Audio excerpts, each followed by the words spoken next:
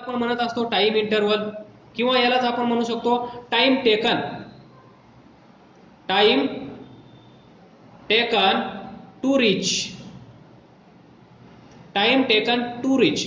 आसनगाववरून निघाला, किनवलीला पोहोचला, म्हणजे time taken to reach Kinwali from Asangaon is 1 hour. त्यालाच आपण म्हणतो टाइम इंटरवल. सो डिस्प्लेसमेंट तुम्हाला माहित आहे, या बॉडीचं डिस्प्लेसमेंट होईल म्हणजे तुम्ही आसनगाववरून किनवलीला जाणार म्हणजे तुमचं डिस्प्लेसमेंट होणार. So displacement of body during the time interval. तर टाइम इंटरवल तुम्हाला माहित आहे, ओव्हर विच म्हणजे असा टाइम इंटरवल की ज्या टाइम इंटरवल मध्ये आपल्याला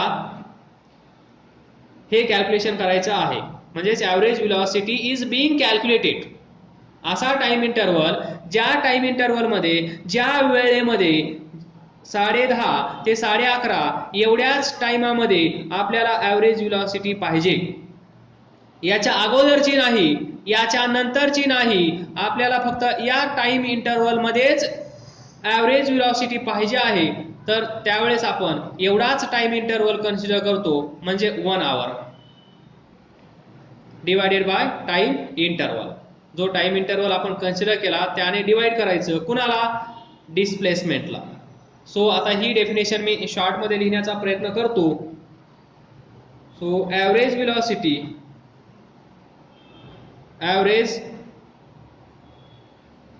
velocity V AV AVG is equal to displacement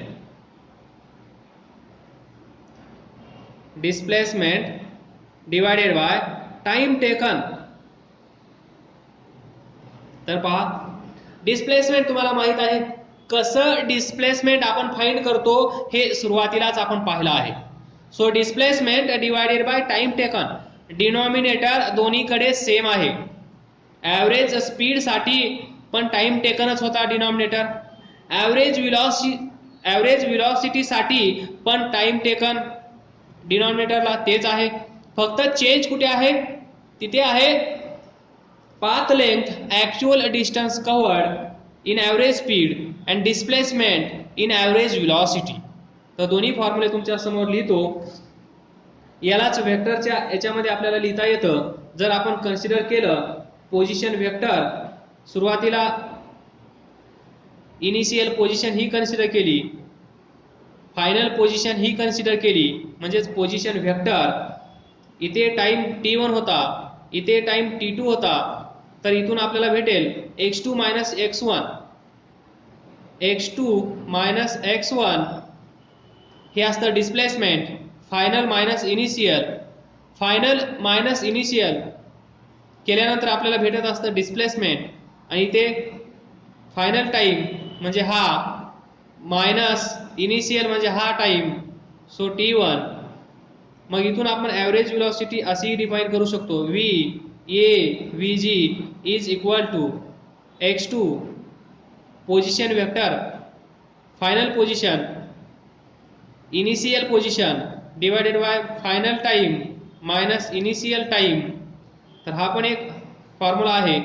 यालाच आपण असं लिहू शकतो, x2 minus x1 delta x divided by delta t. Delta t time interval आणि डेल्टा x हा एक वेक्टर आहे, म्हणजेच डिस्प्लेसमेंट. यालाच आपण डिस्प्लेसमेंट म्हणतो. डिस्प्लेसमेंट यस, हा टाइम इंटरवल, हा टाइम इंटरवल आणि हा डिस्प्लेसमेंट. सिम्पली तुम्हाला लक्षात ठेवायचं आहे, जास्त टेन्शन घ्यायचं नाहीये. तुम्हाला लक्षात काय ठेवायचं आहे, ॲव्हरेज व्हेलॉसिटी म्हणल्यानंतर displacement divided by time taken. Average velocity म्हणल्यानंतर तुम्ही लक्षात काय ठेवणार, डिस्प्लेसमेंट किती झालं, टाइम किती लागला, या दोघांचा रेशिओ म्हणजे ॲव्हरेज व्हेलॉसिटी. तर average velocity, average speed, average velocity मोठी असते का, ॲव्हरेज स्पीड आणि ॲव्हरेज व्हेलॉसिटी मधलं कंपॅरिझन हे पण आपल्याला करता येईल. तर आपण आता ते कंपॅरिझन करूया. सिम्पली ॲव्हरेज स्पीड लक्षात ठेवायचं आहे तुम्हाला. ॲव्हरेज स्पीड लक्षात राहिला, ॲव्हरेज स्पीड म्हणजे path length divided by time taken. आणि ॲव्हरेज व्हेलॉसिटी पाथ लेंथ म्हणजे ॲक्च्युअल डिस्टन्स त्याला रिप्लेस करायचं डिस्प्लेसमेंटने.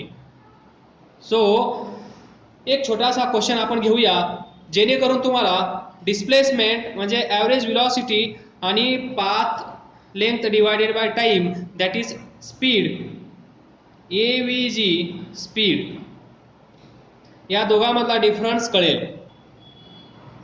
तर पहा आपल्याला माहित आहे ॲव्हरेज स्पीड म्हणजे काय. AVG ॲव्हरेज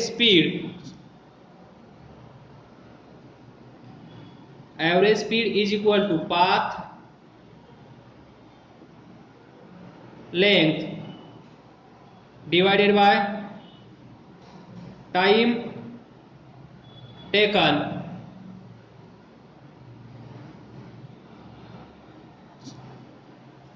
त्यानंतर हा झाला स्पीड. आता velocity average velocity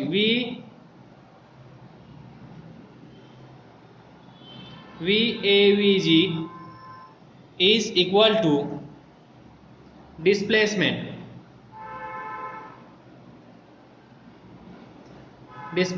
divided by time taken. तर पहा आता या दोघांमध्ये मस्त गमतीशीर एक किस्सा आहे, तो किस्सा आपण पाहूया. या दोघांचं कंपॅरिझन. हा बडे मिया का हा बडे मिया, की हा छोटे मिया की हा छोटे मिया, बडे मिया छोटे मिया, या दोघांमध्ये कोण मोठा आणि या दोघांमध्ये कोण छोटा हे आपण पाहूया. ॲव्हरेज स्पीड अँड तर पहा तोच track circular track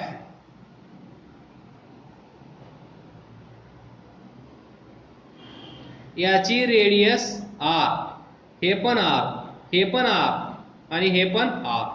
point O A B C D.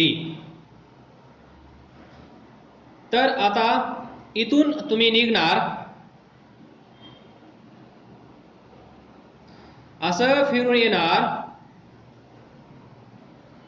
परत इथे पोहोचले तुम्ही रिटर्न आले, खूप कष्ट करून थकून तुम्ही परत पोहोचले इथे. बरोबर क्वेश्चन आहे हा, सिंपल क्वेश्चन आहे जो average velocity and average speed या दोघांमध्ये नेमका डिफरन्स काय हे दाखवणारा, इमॅजिन करायला लावणारा आणि आपल्याला लक्षात ठेवण्यासाठी हेल्प करेल असं हे एक्झाम्पल आहे. तर पहा तुम्ही इथे उभा राहायचं, या सर्क्युलर ट्रॅकवरून असं इथे येऊन पोहोचायचं. पोहोचल्यानंतर इथे येण्यासाठी तुम्हाला समजा टाइम लागला 10 सेकंद. इथून तुम्ही निघणार परत तिथेच पोहोचणार. So time taken bye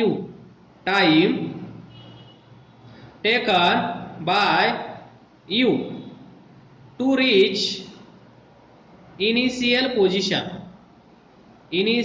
position is 10 second. म्हणजे एक राऊंड कंप्लीट करण्यासाठी तुम्हाला 10 सेकंद लागले असं आपण गृहीत धरू. बरोबर. ही रेडियस आपण कन्सिडर करू 4 मीटर. 4 मीटर प्रॉब्लेम मध्ये किती असू शकते. 4 मीटर म्हणल्यानंतर हा राऊंड किती छोटा असेल असं तुम्हाला वाटेल. तर हा एक प्रॉब्लेम आहे, असा विचार करू नका. कॉन्सेप्ट समजून घेण्यासाठी छोटे छोटे नंबर्स मी तुम्हाला कन्सिडर करत आहे. Time taken by you to reach initial position म्हणजे जिथून तुम्ही निघाले तिथेच परत पोहोचले, टाइम लागला 10 सेकंद. या सर्क्युलर ट्रॅकची रेडियस आहे 4 मीटर. म्हणजे हे डिस्टन्स 4 मीटर असेल, हे डिस्टन्स 4 मीटर असेल, हे डिस्टन्स 4 मीटर असेल. तर आता काय करायचं पहा. Number one find average speed.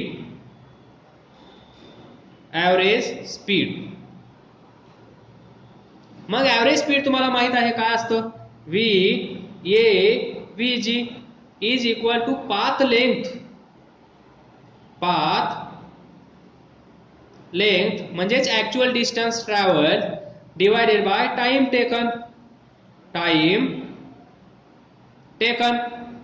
तर मला सांगा पाथ लेंथ किती असेल?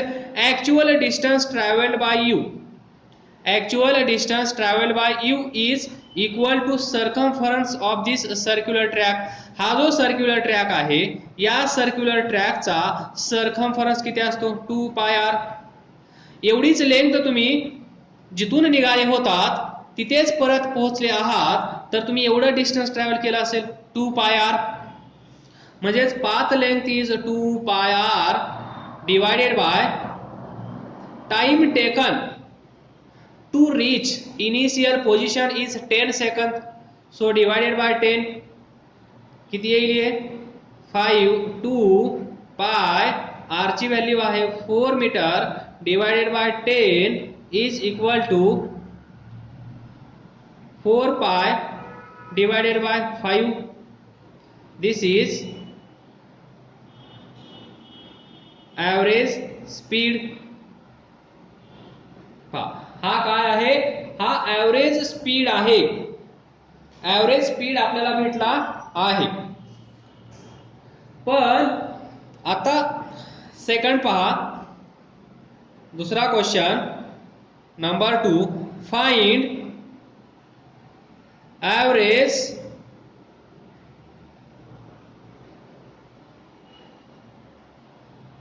velocity. Find average velocity. तर ॲव्हरेज velocity काय असते? युनिट लिहा, मीटर पर सेकंद. मीटर पर सेकंद. हे मीटर मध्ये आहे, हे सेकंद मध्ये आहे, म्हणजेच metre per second. So find average velocity. ती काय असते? VAVG is equal to displacement divided by time taken. Displacement divided by time taken. तर डिस्प्लेसमेंट सांगा.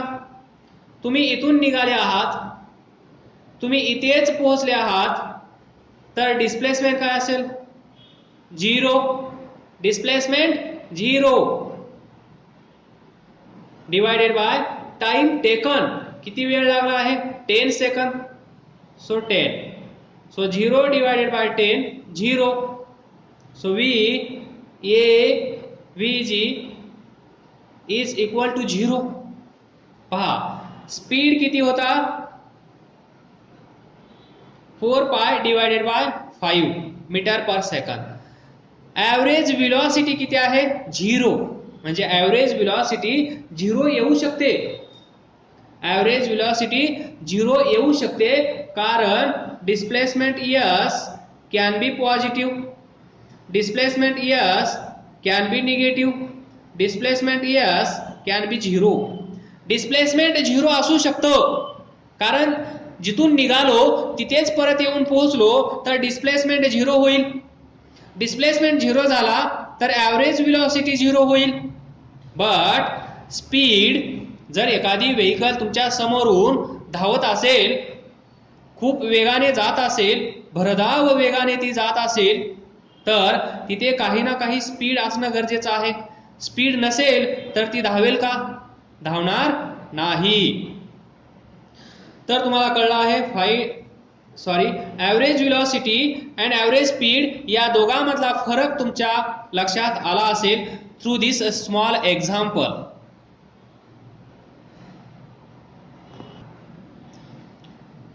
तर अशा भरपूर छोट्या छोट्या गोष्टी आहेत.